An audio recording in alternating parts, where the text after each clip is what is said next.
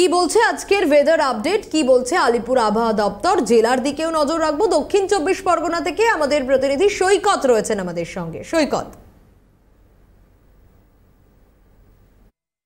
দক্ষিণ 24 পরগনার ডায়মন্ড হারবার তথা উপকূলবর্তী এলাকায় আগের থেকে শীত কিছুটা কম অনুভূত হলেও রাতের অন্ধকারের কিন্তু কার্যত ব্যাপক শীত পড়ছে এই দক্ষিণ 24 পরগনার ডায়মন্ড হারবার এবং উপকূলবর্তী এলাকায়। আজ ভোর থেকেই কিন্তু ঘন কুয়াশার চাদরে মুড়ে গিয়েছে দক্ষিণ 24 পরগনার বিস্তীর্ণ এলাকা।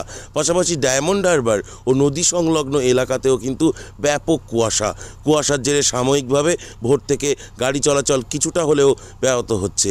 তবে জুবুথুবু মেরে গিয়েছিল শীতে গোটা বাংলা, সেই শীত এখন না থাকলেও কিছুটা হলেও এখনও কিন্তু শীত অনুভূত হচ্ছে। আজ এই এলাকার তাপমাত্রা রয়েছে 20 ডিগ্রির আশেপাশে। আগামী দিন এই শীত কিছুটা হলেও কমবে এমনটাই মনে করছে আবহাওয়া।